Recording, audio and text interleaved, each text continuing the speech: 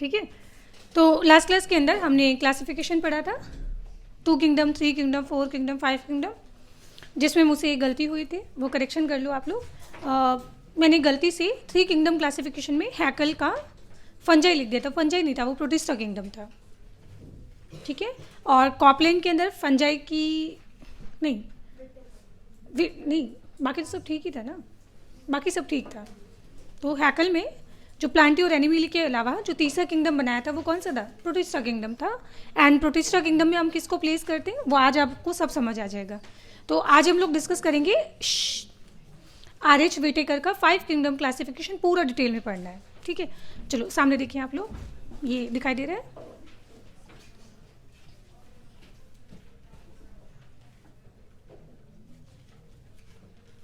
ठीक है। चलो शुरू करते हैं। कौन सा? यहाँ पे आर.एच. व्हिटेकर 1969 के अंदर इन्होंने दिया था 5 किंगडम क्लासिफिकेशन। और उन्होंने 5 किंगडम जब बनाते हैं तो कोई ना कोई तो उसका बेस बनाते हैं ना, लाइन दिख रही है? ओके। तो हम कोई ना कोई तो क्या करते हैं, इसका क्या बनाते हैं? बेस बनाते हैं। जैसे एक आदमी अच्छा है, एक बुरा है, किसके बेसिस पे? उसके नेचर के बेसिस पे। एक आदमी काला है, एक गोरा है, किसके बेसिस पे? कलर के बेसिस पे। तो एग्जैक्टली हम जब 5 किंगडम बना रहे हैं तो 5 किंगडम का कोई ना कोई तो बेस होना चाहिए। सबसे पहले इसके अंदर आता है पहला, बेस्ड ऑन सेल टाइप, या फिर आप इसको बोल सकते हो कॉम्प्लेक्सिटी ऑफ सेल। अब इसकी कॉम्प्लेक्सिटी ऑफ सेल, या तो सेल सिंपल होगी या फिर सेल क्या होगी? कॉम्प्लेक्स होगी। सिंपल सेल को आप क्या बोलती हो? Prokaryotic cell. और एडवांस सेल को आप क्या बोलती हो? Eukaryotic cell.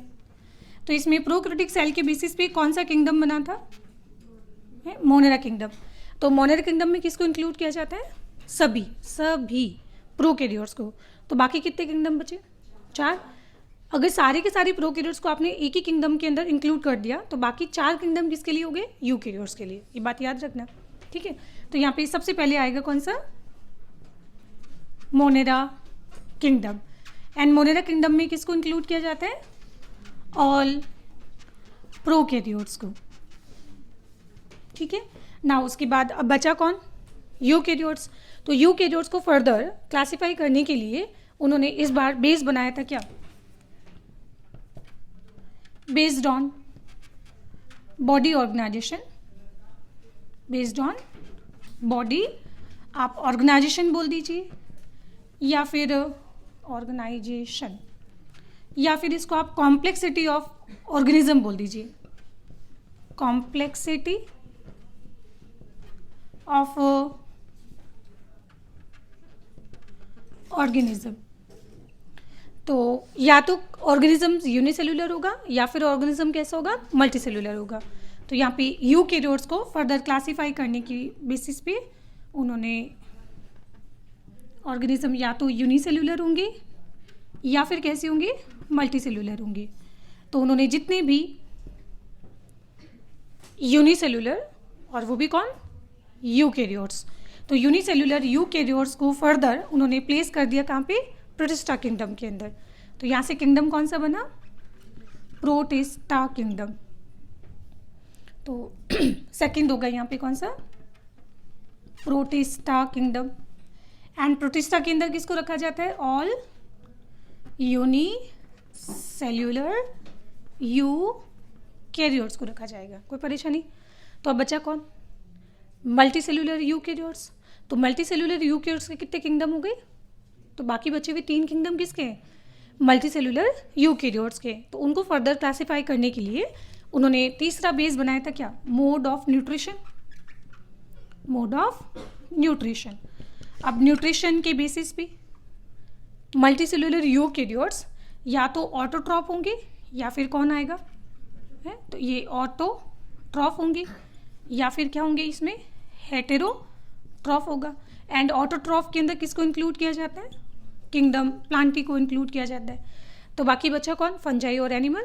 तो उनको कहाँ रखा जाएगा? एनिमलिया किंगडम, नहीं सॉरी, हेटेरोट्रॉफ के अंदर। तो तीसरा हम लोग डिस्कस करेंगे यहाँ पे कौन सा? फंजाई किंगडम, और फंजाई किंगडम को और क्या बोला जाता है? Mycota kingdom. तो इसलिए आगे जाके हम पढ़ेंगे माइकोलॉजी। माइकोलॉजी क्या होता है? Study of fungi. एंड फिर बचा कौन? यहाँ पे कौन आता है? फंजाई और एनिमल आते हैं। तो इनको क्लासीफाई करने के लिए उन्होंने चौथा बेस बनाया था, presence of cell wall. Presence of cell wall.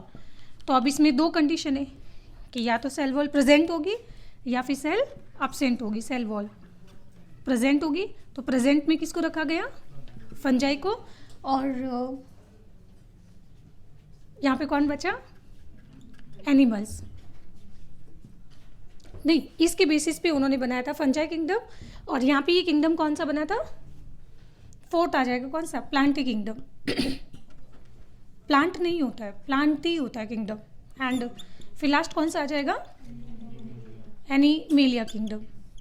अब उन्होंने आगे फर्दर इनका और भी क्लासिफिकेशन किया था। जैसे फंगस को देखिए आप, तो फंगस को फर्दर उन्होंने इसकी 4 क्लासेस बनाई थी। ये क्या है? किंगडम है। किंगडम को आगे हम किस में डिवाइड करते हैं? चैप्टर 1 में पढ़ा था, डिवीजन या फिर फाइलम के अंदर, है ना। और फिर आगे क्या बनाते हैं? उनकी क्लासेस बनाते हैं। तो मैं सीधा क्लासेस के बारे में बात कर रही हूँ। फंगस की आगे फर्दर हम 4 क्लासेस के बारे में पढ़ेंगे। एक होता है यहाँ पे फाइको माइसीटीज, एक होता है एस्को माइसीटीज, बेसिडियो माइसीटीज और ड्यूटेरो माइसीटीज। पूरा लिखना, माइसीटीज, ड्यूटेरोमाइसीटीज, बेसिडियो माइसीटीज। ये पूरा एक ही नाम है ना, इसको ब्रेक मत करना। माइसीटीज और एस्कोमाइसीटीज, है ना। और एक होता है कौन सा? फाइको। एंड फाइको के आगे 2 इसमें और ग्रुप बनाए गए थे। एक होगा ओमाइसीटीज, ओमाइसीटीज, और एक बनाया गया कौन सा? जाइगोमाइसीटीज।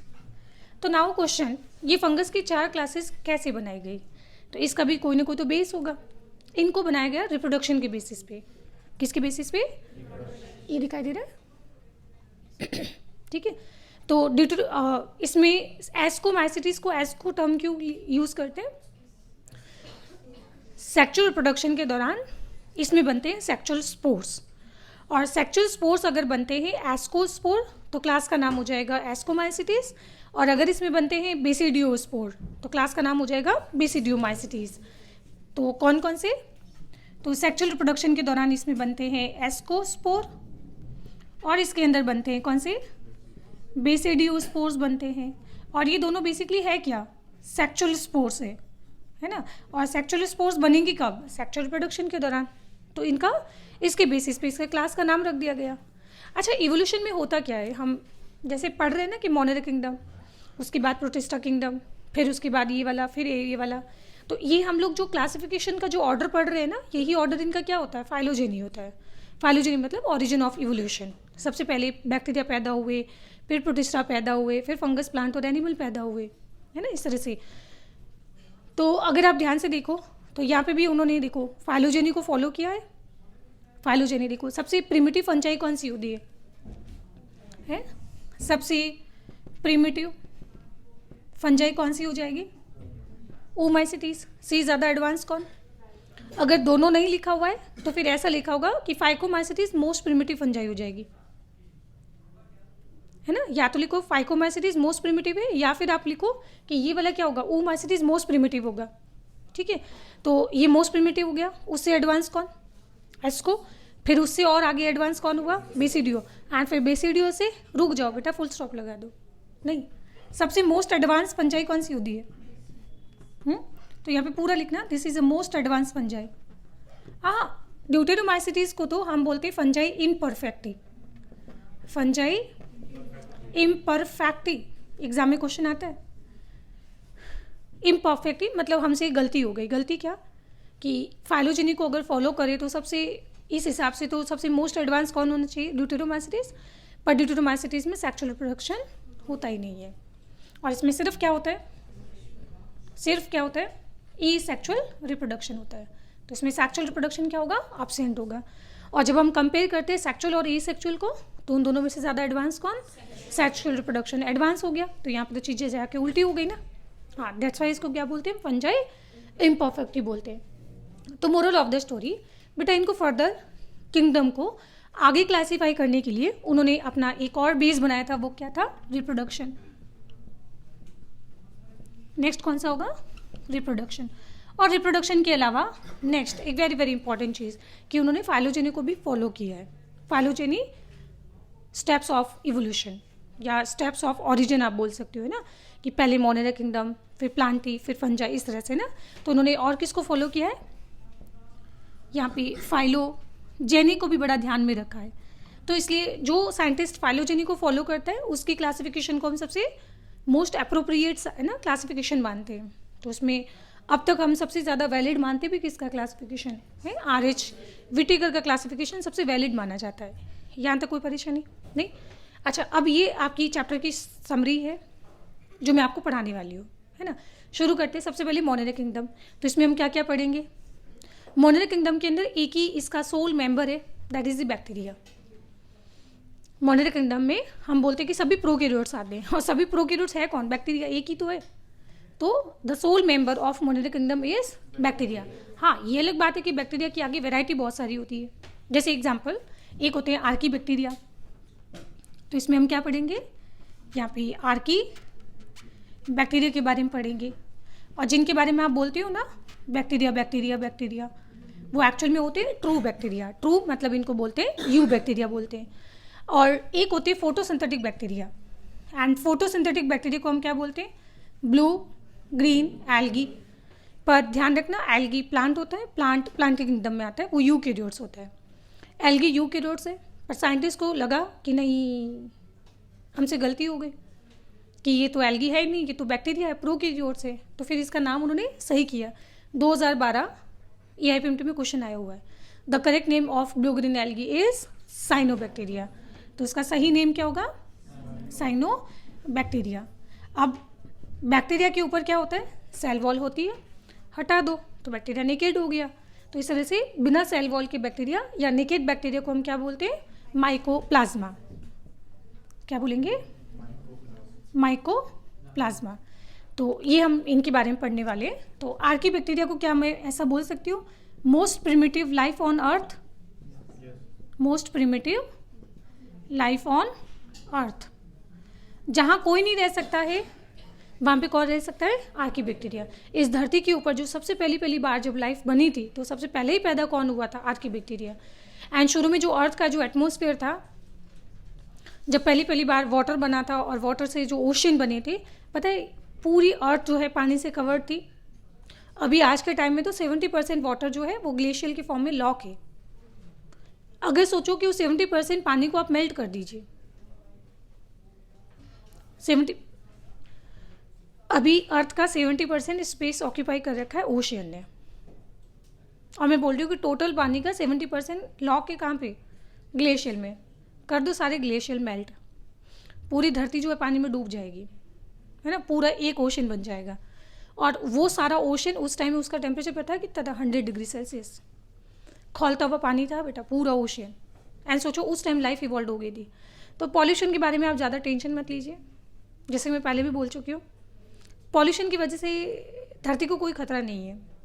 जब आपने सोचा नहीं था ना कि ओजोन लेयर नहीं थी, ऑक्सीजन भी जब नहीं था, पूरा ओशन जो है पानी जो है उबलता हुआ था, उस टाइम भी लाइफ बन चुकी थी बेटा। लाइफ उस टाइम भी एग्जिस्ट करती थी। तो तुम्हारे पॉल्यूशन से कोई फ़र्क नहीं पड़ेगा। लाइफ पहले भी थी तुम लोगों के आने से पहले से, एंड लाइफ अब भी है, और पॉल्यूशन हो जाने के बाद भी लाइफ रहेगी। ये अलग बात है कि ह्यूमन पॉल्यूशन सेंसिटिव है तो ह्यूमन मारा जाएगा। तो आप अपनी सोचें, अर्थ की ना सोचें। वो बड़ा मुझे फ़नी लगता है, लिखा होता है ना सेव अर्थ। तो एक बार ज़रा सोच लें, आपके पैदा होने से पहले अर्थ थी और अर्थ के ऊपर बहुत सारी डाइवर्सिटी थी। ये अलग बात है कि तुम लोगों ने कम ही किया है ना। चलो इधर आ जाते हैं। तो ये क्या होता है? उस टाइम बेटा लाइफ जो इवॉल्व हुई थी वो कौन था? आर्की बैक्टीरिया था। फिर यू बैक्टीरिया तो हम पढ़ेंगे। ब्लू ग्रीन एल्गी के ब्रैकेट में लिख लेना फोटोसिंथेटिक बैक्टीरिया, ठीक है। और माइकोप्लाज्मा क्या होता है? Cell wall less bacteria. अच्छा, जब इसके ऊपर सेल वॉल नहीं होगी तो इसकी आउटर मेम्ब्रेन कौन होगी? प्लाज्मा मेम्ब्रेन कौन होगी? और प्लाज्मा मेम्ब्रेन आप लोग जानते हो कि डेलिकेट बड़ी फ्लेक्सिबल मेम्ब्रेन होती है। तो क्या माइकोप्लाज्मा का शेप जो है फिक्स हो सकता? नहीं हो सकता ना। इनको हम समझने के लिए बोल सकते हैं प्रोकैरियोटिक अमीबा। अमीबा जैसी नहीं, अमीबा यूकैरियोट्स होता है, इनको समझने के लिए हम बोल सकते हैं क्या, प्रोकैरियोटिक अमीबा, है ना। अमीबा जिसका कोई शेप फिक्स नहीं होता है, तो इसलिए आगे जाके हम इसके लिए शब्द यूज़ करते हैं PPLO, प्लूरोनिमोनिया लाइक ऑर्गेनिज्म, है ना। प्लूरोमॉर्फिक, मॉर्फिक मतलब मॉर्फोलॉजी एंड प्लूरल, क्योंकि इसका शेप बार बार चेंज होता रहता है। तो आगे जाके इनके लिए शब्द एक और हम यूज़ करेंगे, जोकर ऑफ प्लांट किंगडम। एक minute, joker of Monera kingdom बोलो ना, प्लांट किंगडम क्यों बोल रहे हो? क्योंकि माइकोप्लाज्मा किसको इन्फेक्ट करता है, एनिमल को कि प्लांट? दोनों को। आई नो, इसके डिस्कवरी सबसे पहले कहाँ पे हुई थी? कैटल के अंदर, वो भी जब उसको निमोनिया हो गया था तब। बट उसके बाद में इसकी मैक्सिमम स्टडी प्लांट के ऊपर हुई थी। और जब प्लांट के ऊपर जब साइंटिस्ट रिसर्च काम कर रहे थे ना, तो जिस पैथोजन को वो डिटेक्ट कर रहे थे, वो अपना बार बार जो है शेप चेंज कर रहा था। तो बाद में उन्होंने फिर क्या बोला कि ये तो प्लांट किंगडम के अंदर एक जोकर ही पैदा हो गया है। तो क्योंकि वो इन्फेक्शन करता है प्लांट को, बाकी वो प्लांट है नहीं माइकोप्लाज्मा, माइकोप्लाज्मा बैक्टीरिया है, मोनेरा किंगडम से बिलोंग करता है। कोई प्रॉब्लम इसमें, है ना। एंड प्रोकैरियोट्स की कहानी तो आप लोग जानती हो कि इसके ऊपर न्यूक्लियर मेम्ब्रेन नहीं होती है और मेम्ब्रेन बाउंड ऑर्गेनेली एब्सेंट होती है, मेन चीज़ें। अब आ जाते हैं प्रोटिस्टा किंगडम। तो इसके अंदर हम क्या पढ़ेंगे? अच्छा देखो, फंगस को हमने यहाँ रख दिया, प्लांट ये रहा, एनिमल ये रहा, ठीक है। अब इन तीनों में आप इसमें प्लेस किसको करते हो? यूनिसेल्युलर यूकैरियोट्स को। तो आप एक काम कीजिए, इन तीनों के अंदर जो भी आपको यूनिसेल्युलर दिखाई दे उनको उठा के यहाँ ले आइए। जैसे यहाँ से शुरू करते हैं, तो एनिमल के अंदर यूनिसेल्युलर कौन होते हैं? प्रोटोजोवंस। कौन होते हैं? प्रोटोजोवंस। एंड प्रोटोजोवंस है क्या बेसिकली? Unicellular animals. प्रोटोजोवंस क्या है? Unicellular animals. For example amoeba, Plasmodium, ठीक है, स्लीपिंग सिकनेस जिससे होता है काला आजार, है ना, तो सब पढ़ेंगे हम। तो ये क्या हो जाएगा? प्रोटोजोवंस हो गया।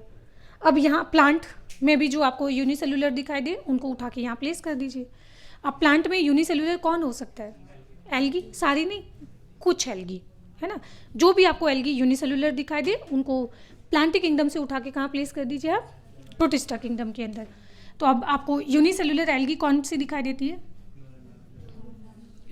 तो यूनिसेल्युलर एल्गी की लिस्ट हम पढ़ेंगे यहाँ पे। एक डिस्कस करेंगे डायटम्स के बारे में, डायाटम्स, वैसेक्टोमी, ट्यूबेक्टोमी है, और टॉमी क्या करता है? टॉमी काटता है ना, हाँ। तो इसका मतलब क्या है? डाई मतलब क्या हो जाएगा? दो, एंड टर्म मतलब क्या होता है? कट। तो इसकी एक्चुअल में जो सेल वॉल होती है वो कभी पूरी एक इंटैक्ट नहीं होती है। इसकी सेल वॉल जो है वो एल्गी की आपको इस तरह से दिखाई देगी, दो पार्ट में डिवाइडेड दिखाई देगी, है ना, कट इनटू 2 पार्ट या 2 हाफ्स। तो दैट्स वाई इसे एल्गी का नाम क्या रख दिया गया? डायटम्स। अच्छा, डायटम्स का मोड ऑफ न्यूट्रिशन क्या होगा? ये सैप्रोफिटिक होगा कि पैरासिटिक होगा?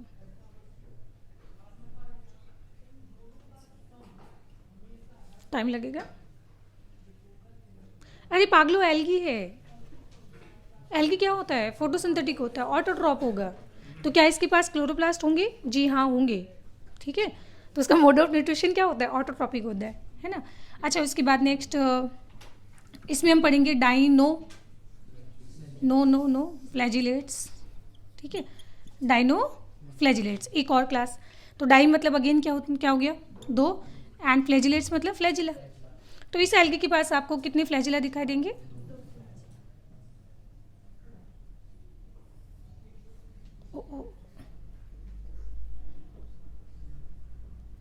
ठीक है। तो एक फ्लैजिला इसका आपको ऐसे दिखाई दे रहा है और एक फ्लैजिला आपको ऐसा दिखाई दे रहा है। भगवान ने थोड़ी पार्शियलिटी कर दी, एक फ्लैजिला बड़ा बना दिया, एक फ्लैजिला छोटा बना दिया। और फिर दोनों के शेप में भी फ़र्क होता है कि इसका जो स्ट्रक्चर है वो आपको हेरी दिखाई दे रहा है। तो इसको आगे जाके हम बोलेंगे टिन सेल फ्लैजिला। एंड जो बिल्कुल आपको चाबुक की तरह स्मूथ दिखाई दे रहा है जिसके ऊपर कोई फ्लैज हेयर नहीं है, तो उसको बोलते हैं विपलेस, चाबुक विपलेस। तो ये हो जाएगा विपलेस फ्लैजिला, और ये होता है tinsel flagella. Tinsel बड़ा होता है, विपलेस छोटा होता है। एक मैं क्वेश्चन दूँ आपको, ठीक है। एक आदमी है, आपके हाथ ऐसे सपोज करो, एक आपके हाथ आदमी इधर खींच रहा है और एक आदमी आपका इधर हाथ खींच रहा है, तो आप किधर जाओगी? रुक जाए, ठीक है। इसका आंसर मैं तब दूंगी जब हम डायनोफ्लैजिलेट्स पढ़ेंगे, तब तक आप सोचते रहें, ठीक है, कि आपका मूवमेंट किधर होगा, ठीक है। अरे रुक जाओ बेटा। नाउ तीसरा इसके अंदर आता है कौन सा? क्लेमाइडोमोनास। और एक आता है कौन सा? क्लोरेला। क्लोरेला और क्लेमाइडोमोनास के अंदर ज़्यादा फर्क नहीं है। आप क्लेमाइडोमोनास का जो मुंह है वो गोल कर दो, इसका लंबा मुंह होता है, इसका गोल मुंह होता है, और इसमें इसके फ्लैजिला हटा दो, तो देखना क्लेमाइडोमोनास क्या बन जाएगा? क्लोरेला बन जाएगा, है ना। ऐसा डोंट वरी, हम पढ़ेंगे। बाकी प्लांट किंगडम के अंदर क्लेमाइडोमोनास और क्लोरेला के बारे में जिक्र जो है वो प्लांट किंगडम के अंदर किया हुआ है, और वहाँ पे उन्होंने खुद से फिर लिखा है कि chlamydomonas and chlorella are unicellular algae, so it is included in now protista kingdom, ठीक है। तो नाउ डिस्कस कर ही रहे हैं प्रोटिस्टा किंगडम के अंदर। तो यूनिसेल्युलर एल्गी के बाद तीसरा आ जाएगा इसके अंदर कौन? यूग्लिना। अच्छा, एक यूग्लिना होता है और एक यूग्लिनॉइड्स होता है, क्या फ़र्क है? वेरी नाइस, यूग्लिनॉइड क्लास है और उसका एक एग्जाम्पल होता है क्या? यूग्लिना। तो यूग्लिना मेंबर है, यूग्लिनॉइड क्या है? क्लास है। और यूग्लिना के अंदर हम बोलेंगे कि this is a connecting link, पूरा लिख लेना, connecting link between animal and plants. वाव।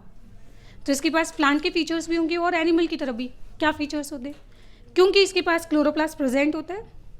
मैं अभी जस्ट समरी दे रही हूँ आपको ना, अभी हम चैप्टर शुरू करेंगे पूरा टॉपिक। तो इनके पास क्योंकि क्लोरोप्लास्ट प्रेजेंट होते हैं, तो जब लाइट अवेलेबल होगी तो ये ऑटोट्रॉपिक हो जाएंगे, फोटोसिंथेसिस करेंगे, ऑटोट्रॉपिक हो जाएंगे, तो क्या हो गया? फिर प्लांट हो गए।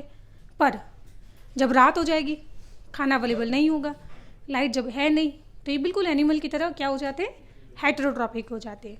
और हेटेरोट्रॉपिक में भी क्या? वेजिटेरियन कि नॉन वेजिटेरियन? ये नॉन वेजिटेरियन, कार्निवोर्स बन जाते हैं, है ना। और स्पेशली पानी के अंदर जो अदर इंसेक्ट के जो छोटे छोटे लार्वा नहीं होते, छोटे बच्चे चुन्नू मुन्नू हैं, उनको खा जाते हैं, ठीक है। तो ये क्या होते हैं? एनिमल लाइक हेटेरोट्रॉपिक हो जाते हैं। और हेटेरोट्रॉपिक में भी क्या? कार्निवोर्स हो जाते हैं मेनली।